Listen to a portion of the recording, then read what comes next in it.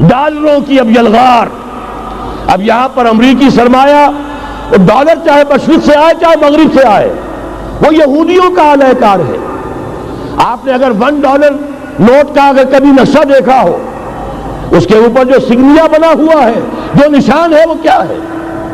Pyramid, اہرام مصر. یہ کن کے لیے اہمیت رکھتے ہیں؟ ہزارہا یہودیوں کا خون اور ان کی ہڈیاں ان پیرامڈز کے تلے دبی ہوئی. جب یہ اہرام بنائے گئے تھے, یہ یہودی وہاں غلامی کے دور میں تھے, بیگار ان سے لی جا رہی تھی. بڑے بڑے پتھر جب گرتے تھے تو پسنے والے یہودی ہوتے تھے.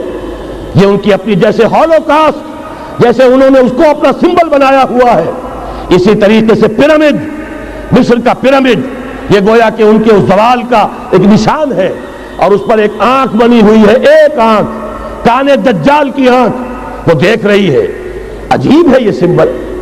نیچے لکھا ہوا ہے نووس آرڈو سکلورم, اور یہ در حقیقت 1776 جو نیچے لکھا ہوا ہے وہ رومن حروف کے اندر یہ 1776 ہے, جو میں بتا چکا ہوں آرڈر آف الومناٹی وساپ نے قائم کیا تھا. عام دنیا یہ سمجھتی ہے کہ شاید یہ امریکہ کا یوم آزادی ہے, سن آزادی ہے. 1 مئی اس آرڈر آف الومناٹی کی تاسیس 1 مئی کو ہوئی ہے. یہ 1 مئی جو منایا جاتا ہے, دھوکہ یہ دیا گیا ہے کہ یہ شکاگو کے جو مزدور ہیں ان کی یادگار ہے. حقیقت میں یہ 1 مئی اور 1776 آرڈر آف دی الومناٹی کی تاسیس کی تاریخ ہے. ڈالر میرے اس دیش کو ناپاک نہ کرنا. اور میں تو انہیں داد دیتا ہوں, جو کچھ انہوں نے, شاعر کہتے ہیں اس کو جو صاحب شعور ہے, اس صاحب شعور نے جو مشاہدہ کیا ہے کہ ڈالر آئے گا تو کیا آئے گا ہمارے ہاں. میری تو فکر کے اندر رچ بس گیا ہے. پاکستان کے بارے میں جب کہا تھا اے آندھیوں سنبھل کے چلو اس دیار میں, امید کے چراغ جلائے ہوئے ہیں ہم. ہماری امیدوں کے چراغ ہے یہ.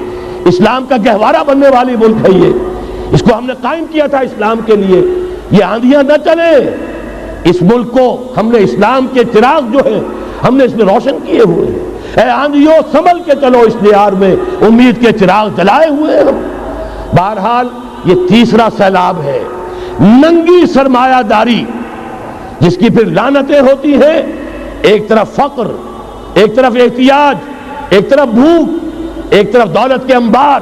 پہلے بھی ہمارے ہاں فرق کم نہیں ہے, لیکن اب جو ہوگا, اگر یہ بات پوری ہو گئی تو وہ ننگی سرمایہ داری. اور سرمایہ داری ہی در حقیقت یہود کا سب سے بڑا ہتھ کنڈا ہے. یہ بینکنگ کا نظام, یہ سارا کا سارا سودی نظام, یہ IMF, یہ ورلڈ بینک, یہی تو ان کے سب سے بڑے ادارے ہیں. تو واقعہ یہ ہے کہ 3 طرف سے ہم پر حملہ ہو رہا ہے. اور یہ سود کے بارے میں کیا کہا تھا اقبال نے, از ربا آخر چمی زائد فتن. اس سود کے ام الخبائث کے پیٹ سے سوائے فتنوں کے اور کیا برآمد ہو سکتا ہے. کس نہ داند لذت قرض حسن, کسی کو قرض حسنہ کی لذت یاد نہیں رہی. بغیر سود کے قرض دو. تمہارے پاس فاضل رکھا ہوا ہے, کسی بھائی کو دو کہ وہ اپنی معاشی گاڑی کا پہیہ چلا لے, پھر اصل واپس لے لینا. اگر اتنی ہمت نہیں ہے کہ ان تصدقوا فهو خیر لکم, صدقہ ہی کر دو تو سب سے اچھا ہے. دے ہی ڈالو اپنا فاضل سرمایہ. یسألونک ماذا ينفقون قل العفو, مت رکھو اپنے پاس, یہ گندگی ہے. لیکن اگر بڑے ہی کم ہمت ہو تو کم سے کم قرض حسنہ دو, اپنی اصل رقم واپس لینا. کس نہ دانت لذت قرض حسن, از ربا جاں تیرا دل چو خشت و سنگ. اس لیے کہ سود کے ذریعے سے انسان کے اندر تاریکی پھیل جاتی ہے.